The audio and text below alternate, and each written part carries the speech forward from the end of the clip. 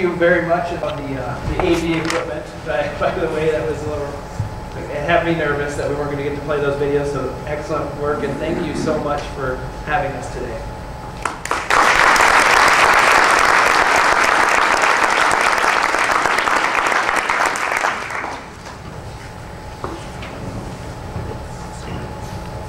Good afternoon.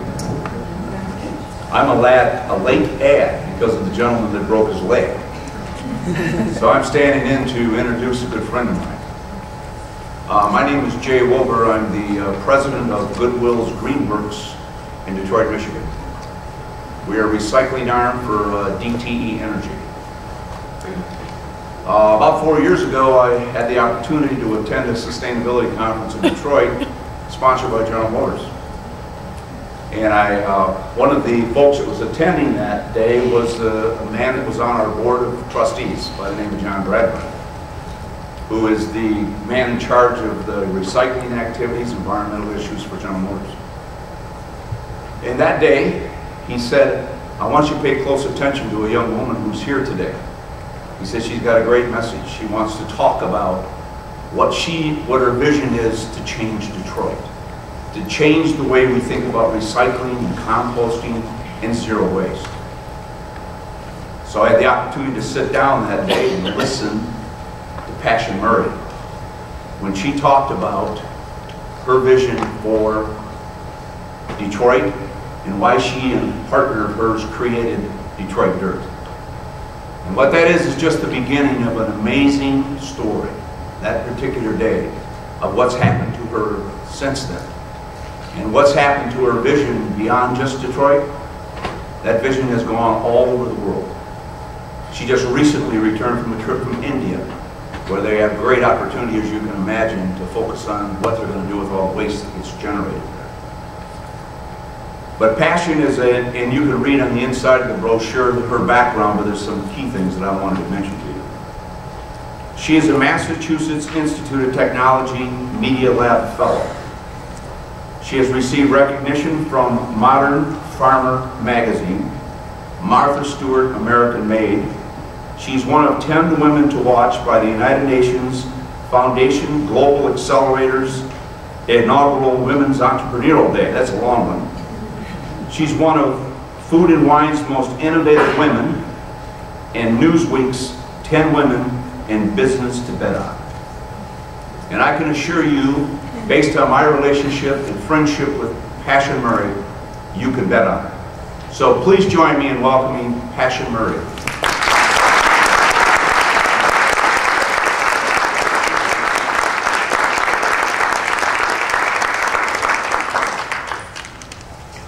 Thank you. Jay's more than just a friend. He's a mentor. And so is John Bradburn, who's the global.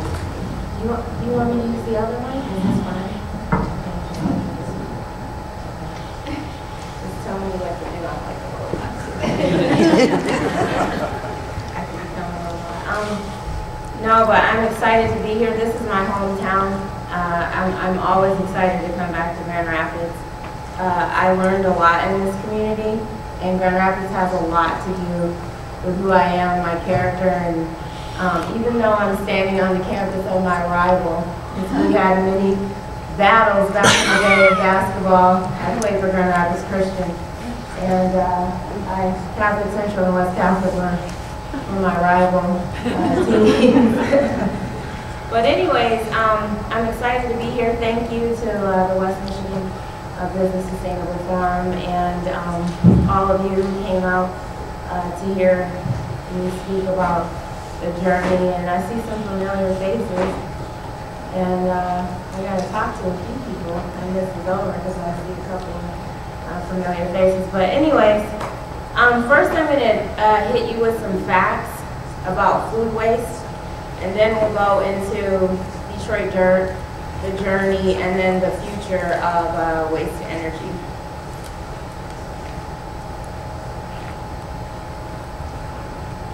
I need that mic, but it's okay.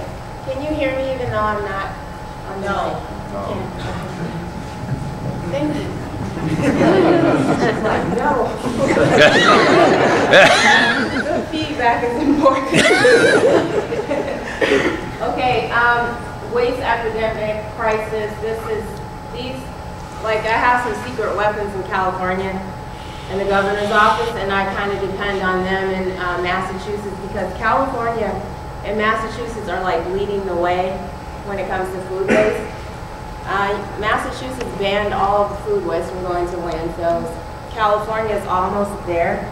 They're not quite there yet, but San Francisco, a lot of cities are pretty much, they have some really aggressive plans around food waste. So my secret weapon and I, we always talk about data around food waste, and the first one, Americans consume, purchase, process, transport, and dispose food that is never eaten, amounting to $218 billion. $218 billion, that's a lot, annually. 52 million tons are sent to the landfill annually. 10 million tons discarded or left unharvested. That's a typo. Unharvested. We'll fix that later. 1 in 7 Americans are food insecure. 20 to 25% of landfills are comprised of food waste. 5.6 billion could be saved annually by cutting unnecessary spending on food that is never eaten. Obviously, we have an issue with our food system. Anytime you can see that 218 billion annually is wasted, and then 1 in 7 Americans are food insecure, that makes no sense. Obviously, that means that we're not handling and processing the system in the right way. The journey.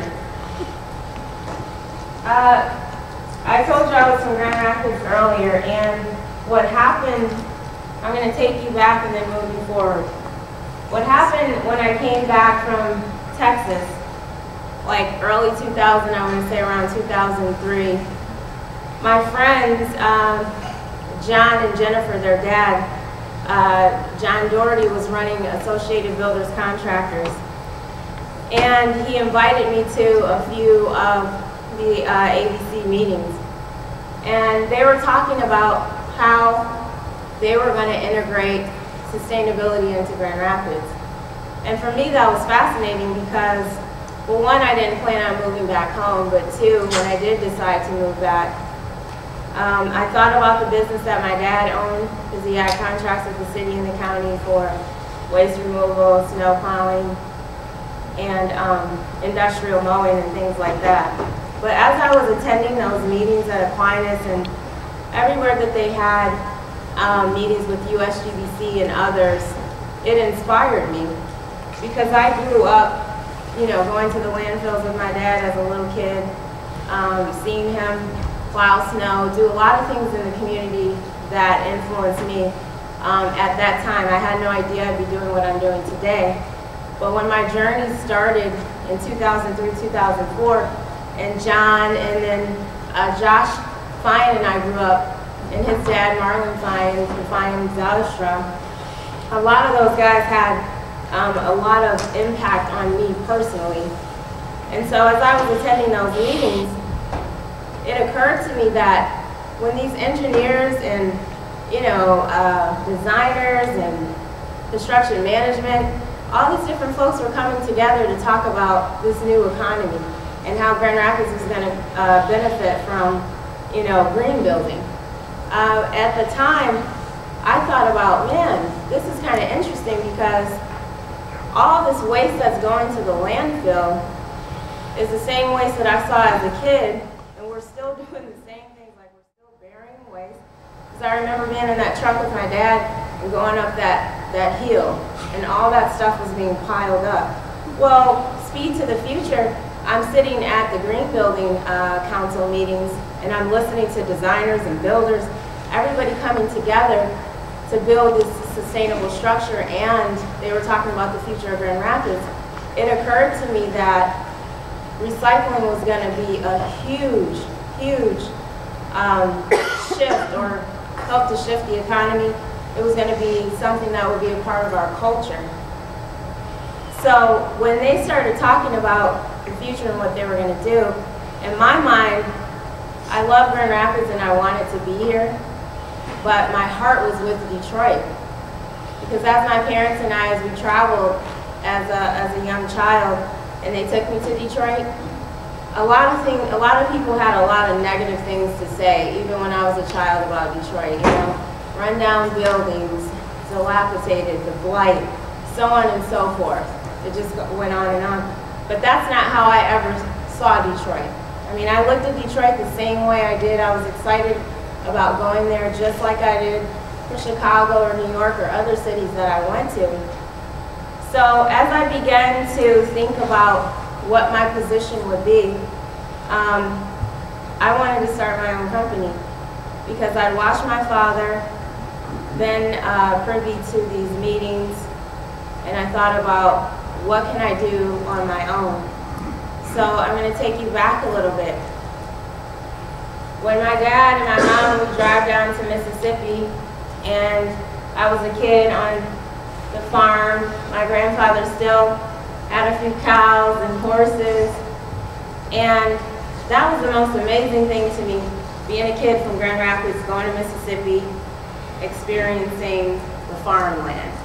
And it was, to me, that was like better than Disney World, because like he knew exactly what was going on with the land, the animals, and it was just how the farm was ran.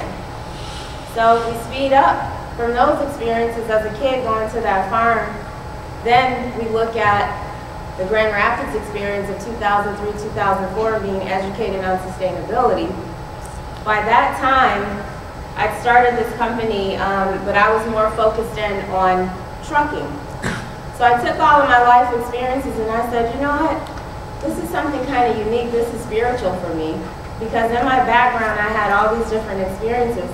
Now I'm being educated on the future of sustainability. So I thought, okay, the farm, the recycling, I should be focusing on, primarily on recycling. But how? And so I bid it on a contract. I started a trucking company, bid it on a contract, and I gave them an idea. I sent my idea to the construction management group, and they gave me an opportunity. They gave me a chance. And it was the YMCA down here. I was the only minority contractor recycling on that project. I was in my mid-20s, nervous, not really having any idea about where I was going to go from there, but I wanted to do my best. And that was the first project that really inspired me to jump all into recycling. And what I did was basically track and manage the steel, the plastic, the cement. And learning from that project, it gave me an idea that the waste stream had a dollar figure that you could put on the waste stream, because I was selling some of that material to companies that needed that material. But after that project, some folks in Detroit, I started talking to people in the city of Detroit, because remember, I said earlier, Detroit always had a special place in my heart. I thought about the dilapidated buildings, some of the deconstruction that was going on there, and I was drawn to the east side of the state. I just was. I felt like Grand Rapids had enough champions. We were on our way. I met a lot of gifted and brilliant people here who are going to be involved in the future of Grand Rapids and sustainability. So after I got a couple of experiences and contracts, I started lobbying in DC a little for National Wildlife, Sierra Club. I contracted or consulted with some universities and community colleges. And what I found was that a lot of people were eager about recycling and trying to figure out how to integrate systems and plans for their schools and communities. I figured that, you know, I could take my past experiences and create a company that could impact Detroit. And so when the urban farming movement kicked off, I had been in the city at least for 4 or 5 years before the urban farming movement really started getting recognition as being something impactful. And so Detroit Dirt was formed in 2010. And I really wasn't truly established as a business for composting, but how the composting came about was the urban farmers were all talking about the lack of resources in the city. And I said, you know what, I think I'm going to abandon a little bit of my optimism around recycling and maybe focus in on agriculture. Because Detroit had once been a hub for agriculture. And so when the urban farmers started talking about the issues that they had, I met another gentleman by the name of Greg Willer, and he had a 1-acre farm, and he and I started meeting because I was doing this little film for National Wildlife on some of the sustainable efforts in Detroit. And so Greg began to tell me that he was growing locally to supply to local businesses. Well, I wanted to, you know, create soil, figure out how far away the hay was, and, you know, just trying to figure out what resources did these urban farmers need, because I saw that we could build a local economy around that. So Greg and I both co-founded Detroit Dirt. He's no longer involved in the day-to-day. I'm 100% owner now, but the most significant thing and pivotal moment of my life is when we both came together. Here's this urban farmer, here's someone that recycled and had experiences involved with that, you know, with that industry, and we came together and it just made sense. And so this leads me to what Detroit Dirt is. It's a local composting and biomass collection company that specializes in providing compost and biomass solutions for the Metro Detroit community. And Detroit Dirt's closed-loop model process was designed to help revitalize Detroit. Well, I'm going to talk about the vision and then, you know, tell you a little bit about the motto, elaborate on that. But recognized as a leading example of the waste recovery and reuse movement by regenerating resources to increase awareness and actions leading to a more sustainable community. What I discovered was, Jay mentioned in the introduction for me that we met at the supplier partnership at General Motors at the Trade Center. That was a Trade Center, I think it was, that we met at. But anyways, there were at least 100 companies there that were benefiting from the waste stream of the automotive, from Chrysler, GM, and Ford. And what I realized as I began to attend those meetings, there was no discussion around food waste. And we had, these companies have hundreds of suppliers, but GM, Ford, Chrysler, they feed thousands of people every day. And so as I'm listening to all these wonderful companies who were taking, you know, plastics and, you know, corn husk and making fillers for dashboards, you name it, all of us were there because of the waste stream of the automotive industry. So it occurred to me that I need to start having conversation around food waste because it was something that wasn't being addressed. And in my experiences of traveling to other countries, I was able to see some of the, I mean, for me it was like mind-blowing to go into some of the European countries and see some of the technology that they had integrated into their communities around food waste. So I talked to another mentor, John Bradburn, who's the global waste reduction engineer for GM. And I said, I have an idea, you know, would you be willing to pilot this idea? And I said it has a social, economical, and environmental model where we're going to pick food waste up for the next year and collect data on it. And he said, you know, it could take a long time to get, you know, the corporation to say yes to you because it's a lot of people who have to, you know, give the okay on this. So what we did was he talked to a few board members and we took the Chevy Volt plant, which is in Hamtramck, and it's a smaller plant, but they allowed me to collect that food waste for about a year. And then the Detroit Zoological Society, who's another partner, they were stockpiling their herbivore manure at the zoo. But then when they had to move all of that waste out of there, because they had a designated area where they were collecting the herbivore manure, we were like begging them for their SHIT. I was like, "There's you guys got something valuable right there on your campus," and they're like, "Well, we've heard all the ideas in the world. Farmers have wanted this, other businesses. What are you guys going to do differently?" So I told the zoo, I said, "Listen, give me a chance and let me show you." So they said, "You get the permitting from the city and we'll turn it over to you." And I said, "By the way, all those other companies, how much did they charge you to take your herbivore manure?" And they said, "Well, one company charges the same as a waste company. This other company, they were sending it to the landfill. They told me everything." I said, "Well, I'll take it for a third of the price. That's just to cover the processing of the manure." And they said, "Well, we'll deliver it to you." So I got the zoo, General Motors, so I got my ingredient, and so for the general public, I didn't really want anybody to know what I was doing in the beginning. I just wanted to be off in this corner in Southwest Detroit, playing around with food waste and manure. So it sounds a little strange, but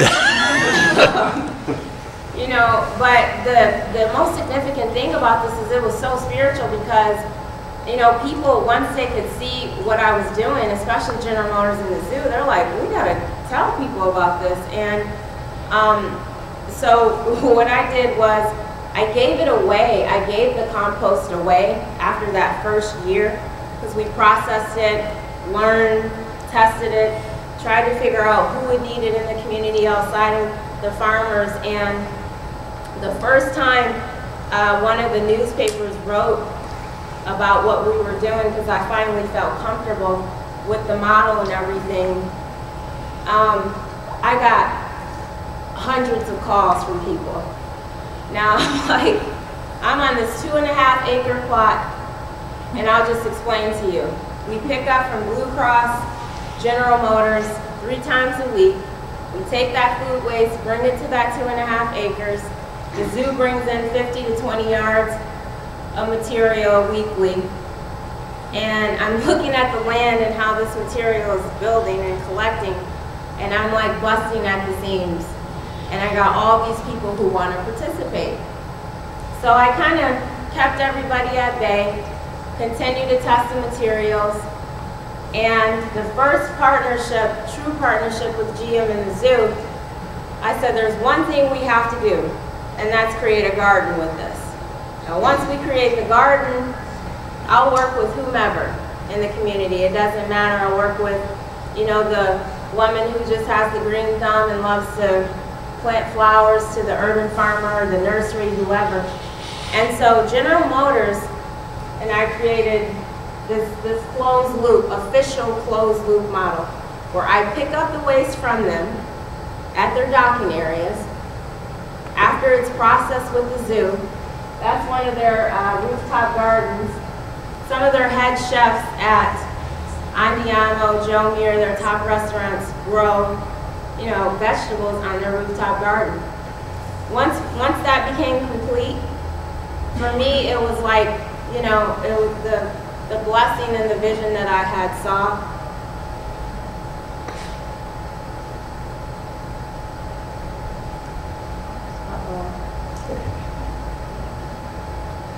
It was confirmation through General Motors with the gardening. So I'm going to try to speed through some of these next slides. Our mission was to provide a source of educational materials, products, practices, and physical tools for generating waste into the resources that would reshape the community and create job opportunities. Now, once that closed loop model was official, I told other companies, why don't you guys start composting, other waste companies. I was like, I'm not trying to diminish you know, or make waste companies feel bad. Well, that's a lie. I do try to. But I wanted them to see, you know, the possibilities of switching gears from sending the waste to the landfills and doing something else with it. And for me, it was exciting because like all the high schools and K through 8s were calling. So I started telling those little kids, you're the leaders. You're going to be the ones who are going to create companies from this innovation. And so I started taking compost to classrooms, and kids were digging their hands in worms and dirt, and they started getting it, you know. And I said, math and science, we can get more children to start connecting to the dirt through agriculture and education.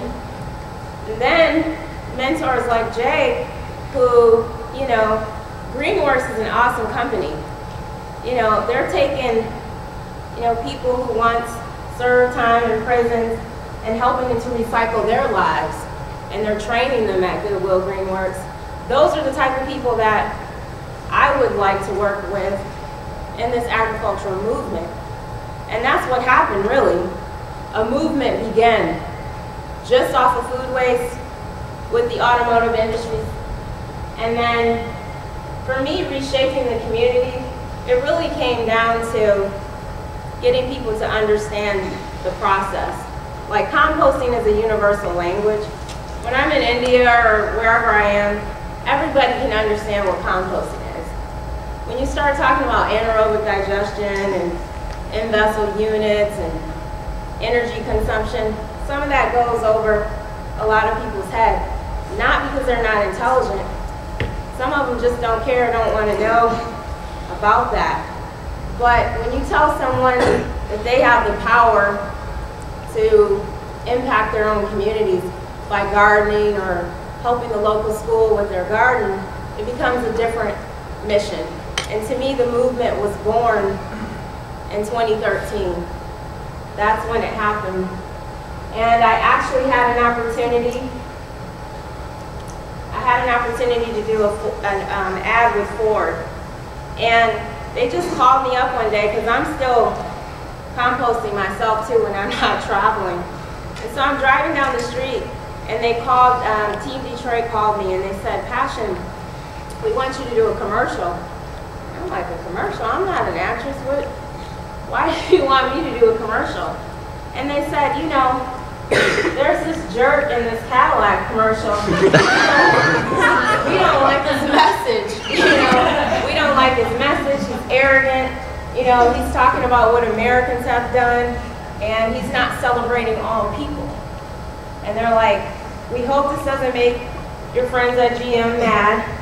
And I said, let me call the General. They said, check with GM. I said, let me call General Motors to kind of tell them what we're going to do. Because really it was a spoof. It wasn't to degrade GM or anything, because I have relationships with all those companies. But what we wanted to do was tell a different story about a different American who was proactive about the community, about people, about bringing people together and unifying. And that's how that Ford ad, that's how it was even created. And as a matter of fact, some of the executives from GM and Ford use the commercial at some of their recycling conferences. So I thought that was really unique because they believed in the message. It wasn't about GM versus Ford or Chrysler. It really was about uplifting the people. But this next slide, this talks about the goals. Okay, so I mentioned earlier that the social, economical, and environmental impacts are very important. You have to show corporations how they can save money. That's what I had to do because they weren't trying to really hear about this feel-good thing about recycling food waste. I mean, they were throwing it away. They didn't really want to hear me talk about food waste. But then when I showed them how they could save money in their triple bottom line, it became a different conversation, became an economic thing. And then you have to look at the social impacts. That garden at General Motors and Ideal Group, and everybody that was involved in that, they saw that in a neighborhood that normally deals with violence and crime, it was being reduced over a period of time because all the people who were participating in the garden in the neighborhoods started communicating and talking with one another.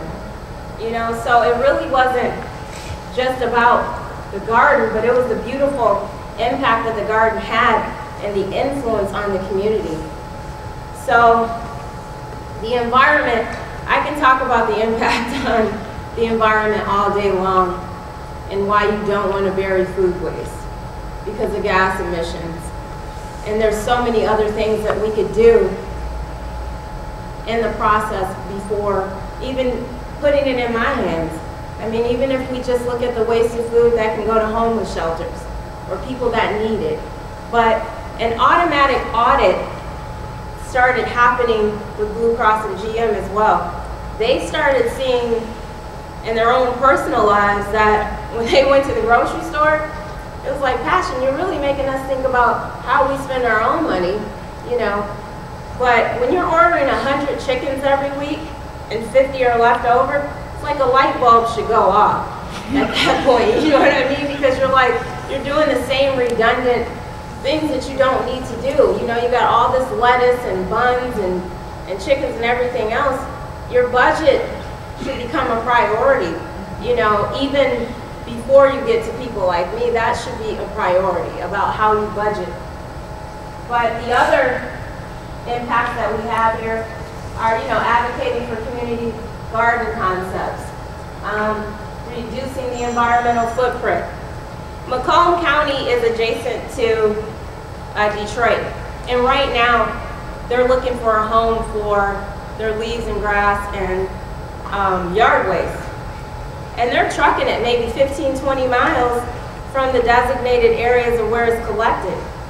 Well, that doesn't really make sense because you're spending all that money on fuel when you can create, you know, a composting facility or something that is a benefit right in your own backyard.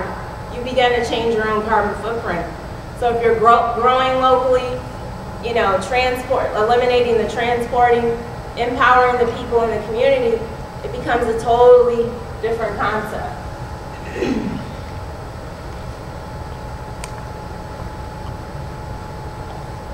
Now I want to talk a little bit about, how are we on time, because I don't have my little...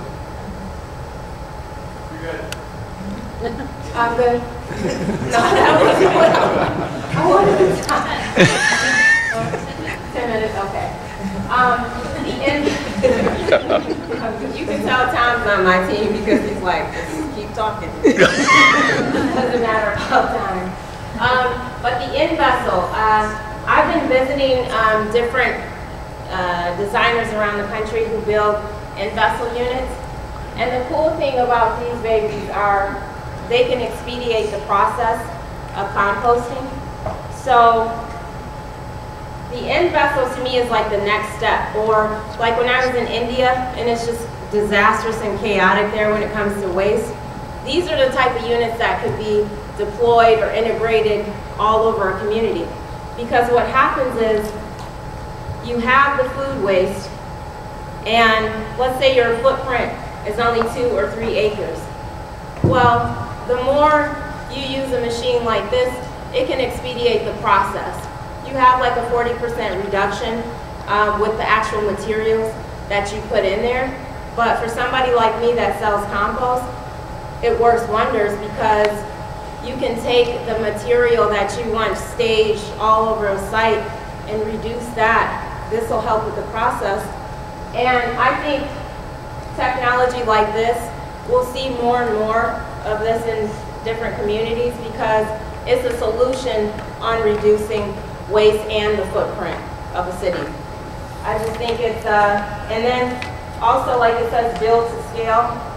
There's some guys who are involved in the U.S. Composting Council, and I've seen them make units that were like small units for a restaurant or small business, but they build them to scale. But I think this is the direction that we're going to be heading in because the waste systems are just going to be important. You know, and then think about this too. If you're burying the food waste and you're creating methane or whatever, this one right here keeps all of that right there in that machine.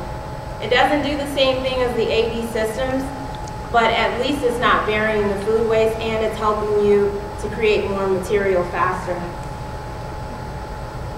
I'm an advocate of anaerobic digestion systems simply because you're doing a few things. You got these 3-tank systems that are creating gas, they're creating a liquid fertilizer, they're helping to reduce the carbon footprint, and would we rather have our carbon in the air, or would we rather be storing it and using it as a biofuel? It's simple to me. I mean, I'm waiting for the government to catch up. I know when that's going to happen, but in Denmark and Sweden, and I can name a bunch of places, even in California, UC Davis, Michigan State's doing a great job with their system.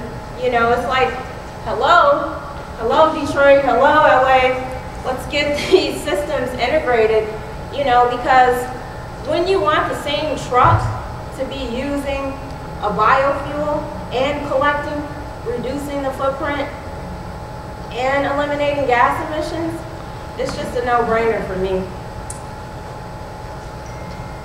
These are all the things that, it used to be a lot of composting companies would say organics and meat, and I was like that.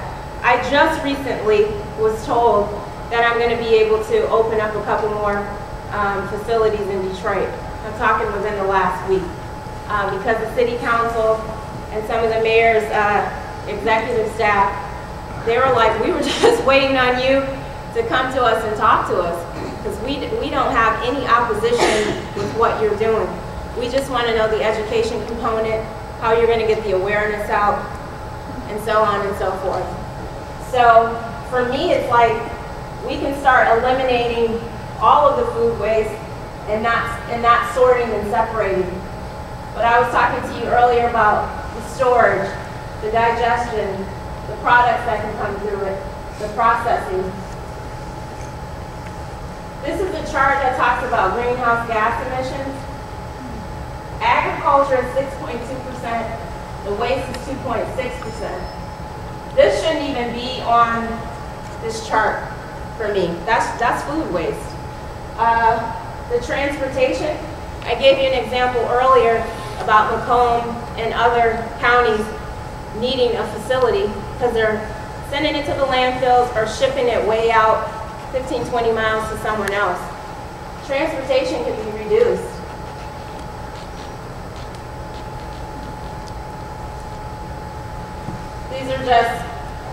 This is another chart on emissions, but it just breaks down, you know, chicken versus red meat, beef, light duty trucks, cars.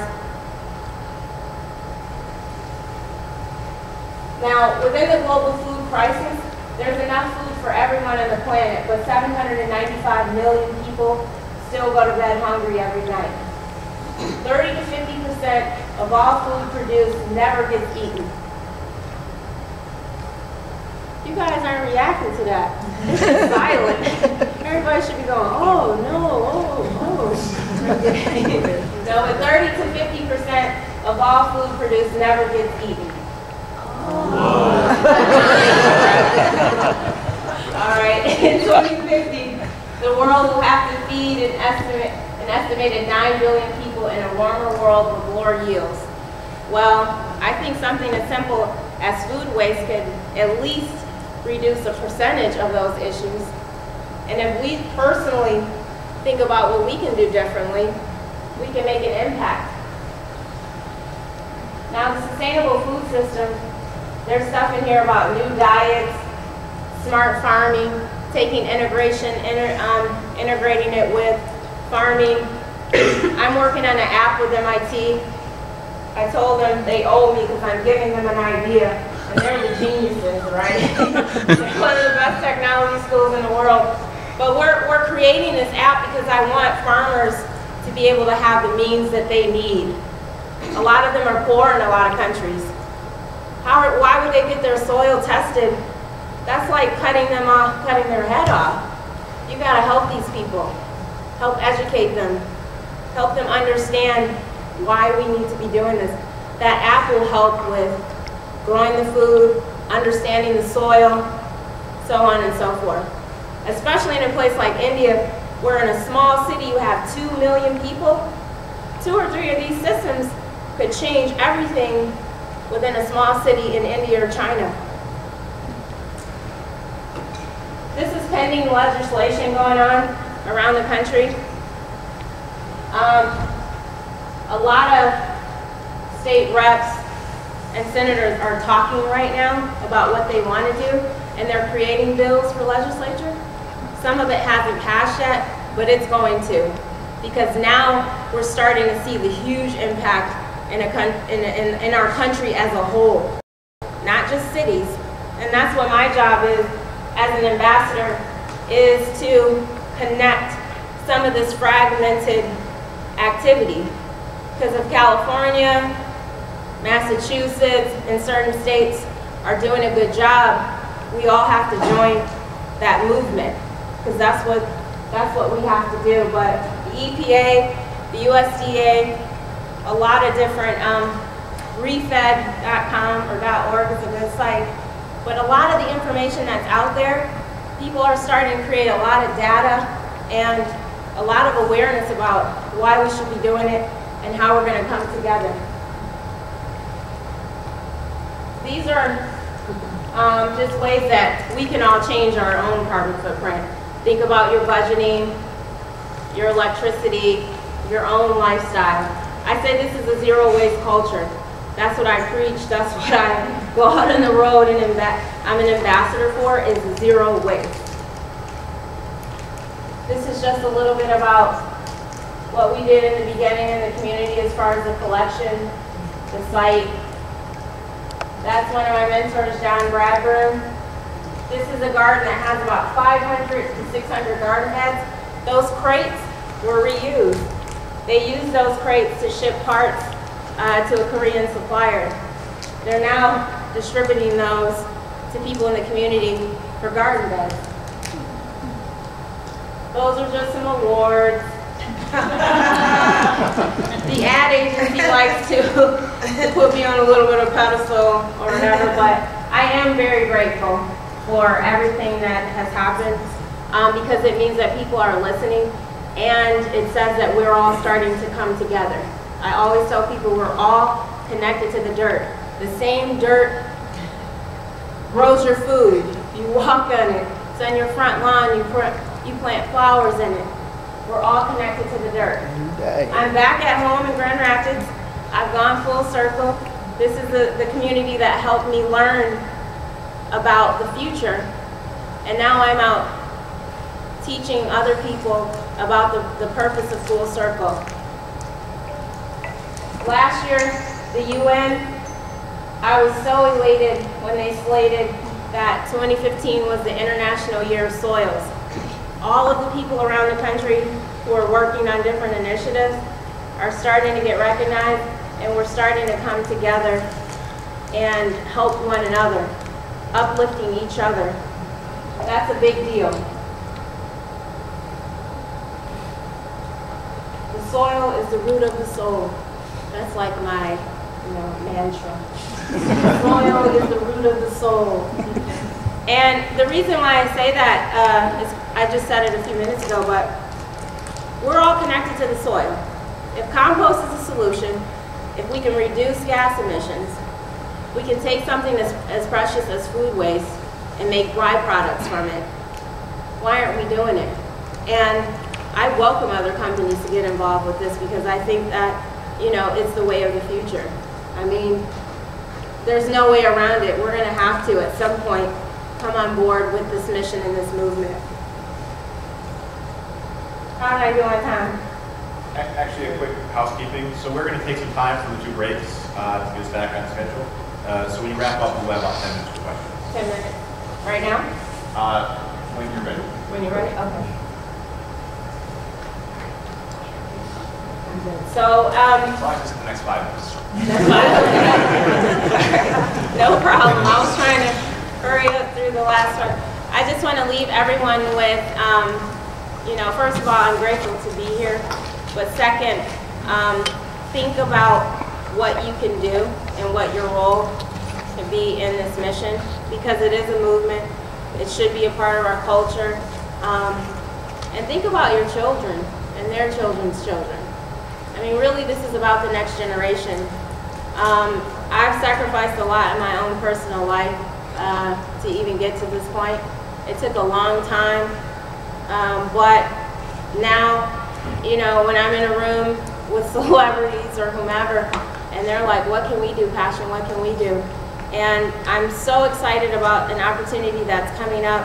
I'm going to basically launch my idea around this children's book series and some other things that I'm doing with an application at J.J. Abrams' headquarters, Bad Robot, at the end of April. But what that says to me is I started here, and I gave my life to this, and now the platform is there. So I'm asking all of you to just think about what you're doing today, what you can do to change it. Think about your children's children, and think about me when you see the dirt. Because we're all connected to the dirt. We're all in this ecosystem together. What are we going to do? What are we going to do? But thank you.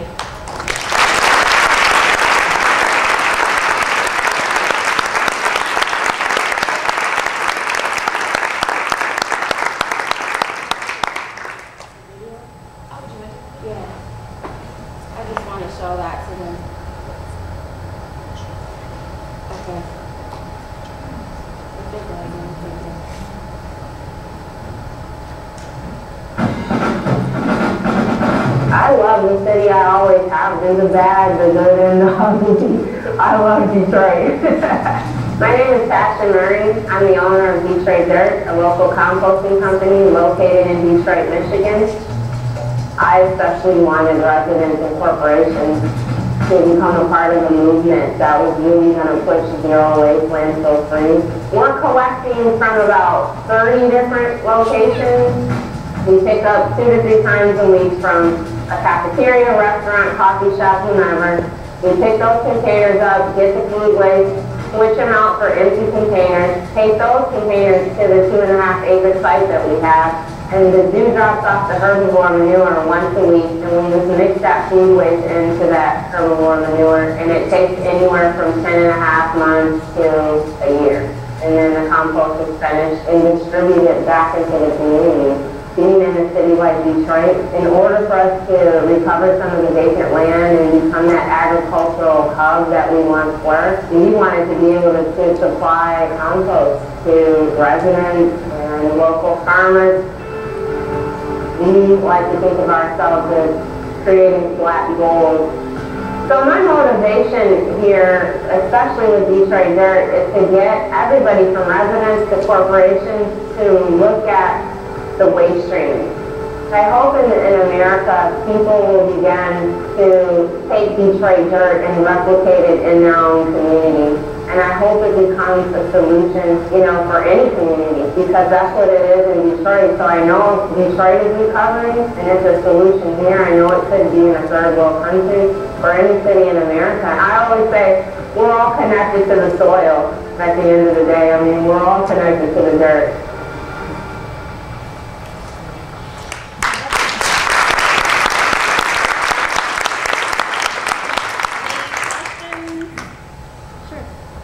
I know in the first year you said that you just gave the compost away because you were still experimenting. So what's your source of revenue now?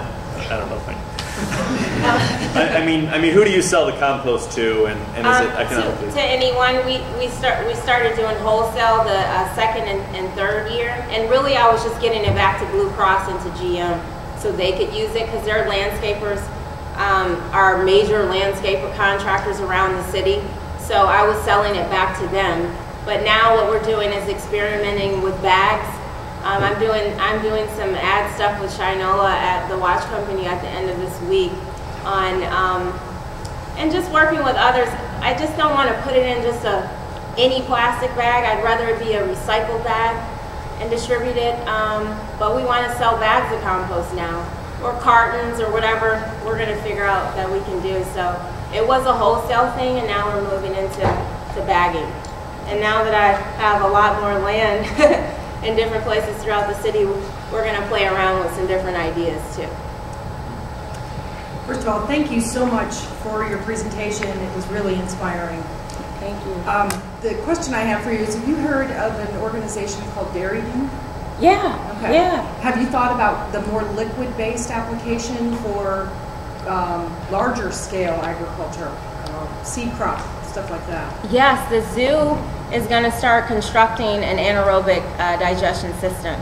They're going to get that liquid, and they asked me if I would take that on, and I said absolutely, because the golf course is large industrial area. So yeah, we're going to just partner and continue to evolve, because they're not going to send all that, you know, manure to me now. I'm only going to get a fraction of that, but I'm going to take on the liquid. And we're going to start raising money. Part of the J.J. Abrams thing in Hollywood to go out there is to help Hollywood figure out their role, but we're also going to raise money so we can get awareness out across the country, so other people will build those AD systems and get in-vessel units too. Well, good question. Once again, thanks so much for the presentation. No, thank you. Hi, are you familiar with Recovery Park in Detroit? I am, and one of the sites that the city just designated for me will be in that low belt area, right by Recovery Park. Yep. I can use some of their horse manure for the compost. Hi, you mentioned a little bit about policies in Massachusetts and California. Do you have any suggestions for state policies here in Michigan that would help you and others do the same thing? Yeah, people are already working. A lot of the state reps from different counties throughout Michigan are already working, and there's some organizations out there that are already creating bills, like State Representative Henry Yanez from Macomb County. The EPA has a food challenge. I think Michigan is doing a good job. I just think we haven't passed the bills yet, but there are people who are working on that. But I say emulate California and Massachusetts. I mean, we're just a little different than them, you know, climate-wise in California, but their policies we could easily adopt the policies in California and Massachusetts. Yeah. And I can send you some of those policies if you like them, or that legislation information that I had too. That's great. Yep. Okay. With your sites where you've got composting going on, first off, how many tons of compost are you producing per year? And secondly, have you had any issues with local permits, with residents complaining about the composting process? Yeah, when I first started, there really wasn't any policy with the city of Detroit. I had to ask the DEQ and the county.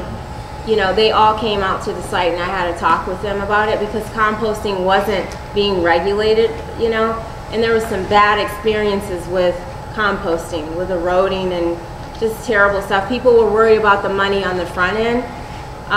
But what happened was, when I started 5 years ago, there wasn't anything going on. Now the DEQ, the EPA, everybody's starting to create policy around this. So for me, at first, it really wasn't an issue, because the policy didn't really exist with the city. And the county just kind of followed the DEQ and what they wanted as far as being registered and things like that. And making sure that the amount, like you asked me, there's probably 3,000 or 4,000, like 3,500 yards on that 2-acre site. With compost and organic matter, there's a reduction rate of about 40 to 50%. So if I'm dealing with 100 yards in a week, that can turn into like 50 yards. You know what I mean? So between Blue Cross, GM, and the zoo, I'm dealing with probably 80 to 100 yards of material weekly. Yep. But now with these other sites, you know, I've gotten calls from grocery stores, from everybody, hotels, and The casino, I have a meeting with MGM because they just have tons of food waste, and they were trucking it to Ann Arbor.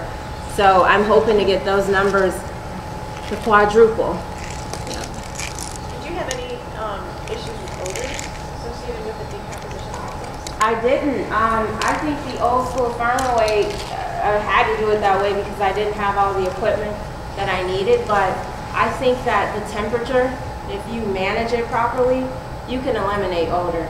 Most people, when they walk out there, they're like, I didn't think this would smell like this, you know what I mean? But it's the manure and the temperature of cooking, the process of managing and making sure that you're doing all the things that you need. Because I don't think a composting facility has to smell bad. I've been to beautiful facilities all over the country, and they're doing a damn good job at managing their waste stream, and there's like no odor.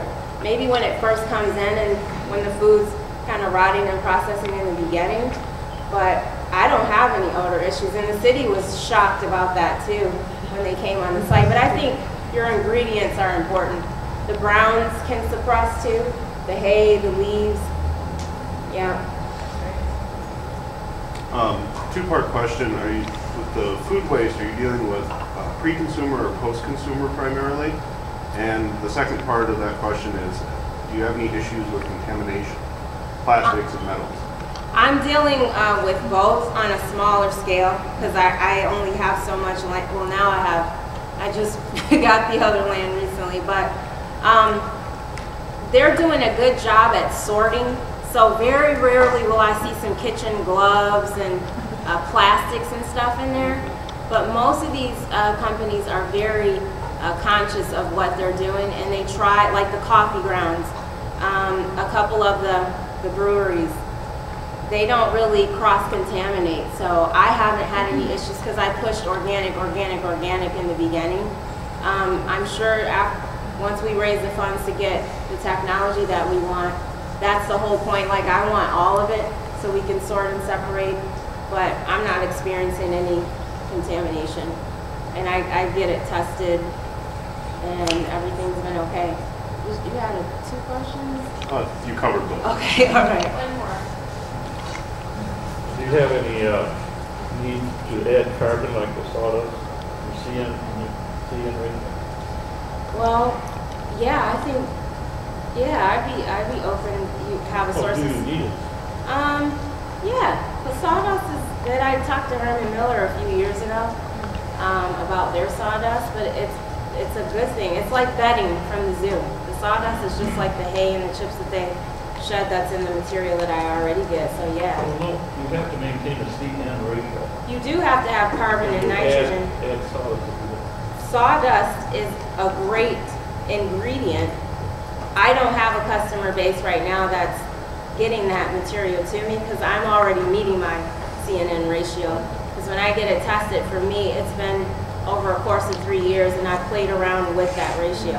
But I do welcome sawdust in an ingredient for a compost. Can you service grease traps? Can you do that? I don't service grease traps, but I know others who do. Yep. I guess that's it, right? Thank you again.